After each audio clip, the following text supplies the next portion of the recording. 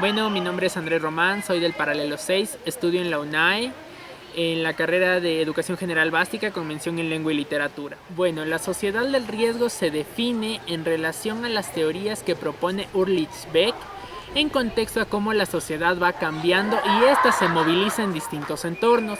Él propone algunas teorías que implica, por ejemplo, el efecto boomerang, el efecto ascensor, los efectos cócteles. El efecto boomerang, por ejemplo, dentro de la sociedad del riesgo como la definición principal, dice que toda la sociedad se encuentra en un riesgo constante de ida y de regreso, porque lo provocamos en distintos aspectos sociales que se conforman en clases sociales y en niveles sociales. Las clases sociales conocemos que son la clase alta o dominante y la clase baja o los obreros, y los niveles estarían segregados por tener más o menos plata.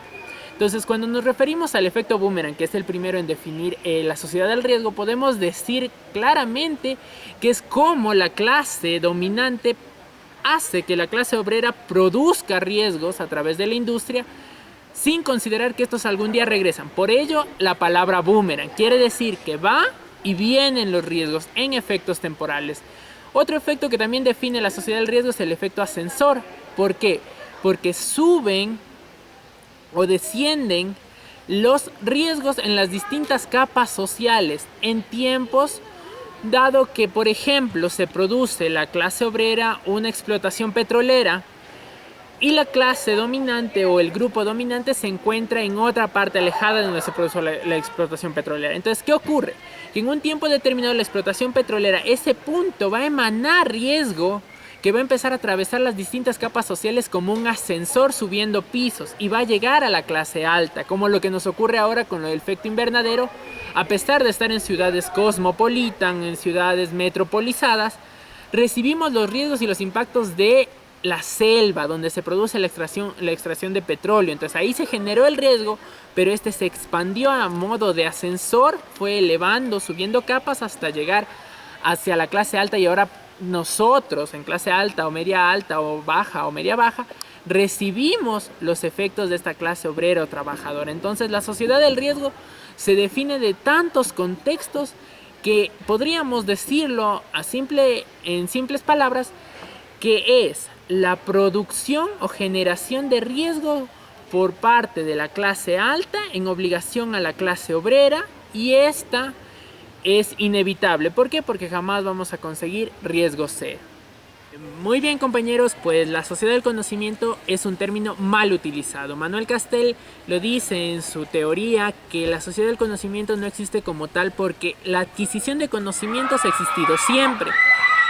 Lo que ocurre es que ahora nosotros vivimos en una sociedad informacional, que es un contexto amplio donde interviene la información que tenemos ahora en tiempo real, en el internet, y el conocimiento, que es la producción misma de datos a través de otros datos. Es obtener información, procesarla y producir conocimientos.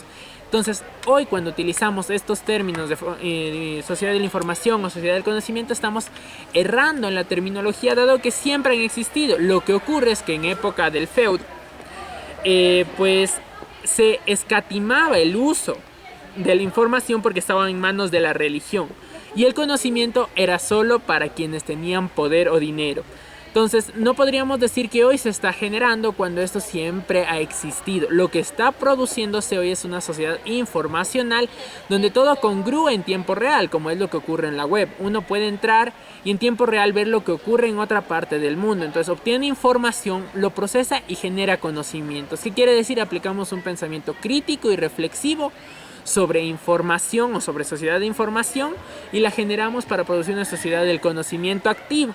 Cuando estas sociedades congrúen como un engranaje en un reloj, se forma la sociedad informacional. Pues bien, compañeros, hoy el Ecuador en el siglo XXI se encuentra sumergido en estos dos tipos de sociedades. ¿Por qué? Porque la generación de conocimientos a través de la información genera riesgos. Entonces no podemos obviar que se entrelacen estas dos ramas La de la sociedad del riesgo de Ulrich Beck, cuando hablamos sobre cómo se produce el riesgo, cómo este se genera, cómo se inmiscuye en la sociedad, cómo produce miedo. Y la sociedad del conocimiento de Manuel Castells, cuando nos habla sobre la información, sobre los datos, sobre la informacionalidad. Entonces, estas dos ramas en el Ecuador hoy en día se unen por el avance que desea tener el Ecuador. Entonces estamos hablando de sociedad del conocimiento, pero a su vez este conocimiento se arriesga al momento de exportar, al momento de producir, y por lo tanto estamos en una sociedad del riesgo. Entonces nos damos cuenta que esto produce la sociedad en sí. O sea, la sociedad en sí es un rompecabezas que se arma entre la generación de conocimientos a través de datos, de información que nosotros podemos hacer los propios, y la sociedad del riesgo, que es en la que vivimos constantemente por el progreso y desarrollo, o sea, por la generación de conocimiento. Bueno, el Foro Social Mundial, en su constitución, en su objetivo de ser, pues estipula un organismo que de las necesidades de la sociedad se inmiscuyen en una discusión. Entonces se abre esta palabra, este precioso momento que es un foro. Es una discusión, es un arreglo mutuo donde todos ponemos a carta cabal qué es lo que ocurre en nuestra sociedad. Entonces el foro se encarga de ayudar a dar soluciones a través de la dialéctica, a través del habla, a través de recursos múltiples para que se genere nueva información para dar solución a una necesidad. Entonces, el objetivo del Foro Mundial Social es una herramienta de la sociedad a cargo de dar cuenta sobre las necesidades que a esta atacan, que a esta engullen en distintos ámbitos, como por ejemplo tenemos la tecnología, la ciencia, la interculturalidad, el rescate de los pueblos ancestrales, las lenguas, el origen de todo lo que es la nacionalidad, de la patria. Todo ello en el foro se une en relación a necesidades. ¿Por qué el Ecuador está aquí inmerso? Por la interculturalidad. ¿Por qué? Porque podríamos hablar muy explícitamente de que no existe una característica intercultural y la queremos rescatar de forma universal, de forma mundial. Sin dialogarla es imposible. Entonces el foro nos atribuye situaciones en las, como herramienta de diálogo y dialéctica, poder conversar sobre lo que ocurre en otros países, en darnos soluciones posibles a necesidades que atacan, acosan a nuestro medio.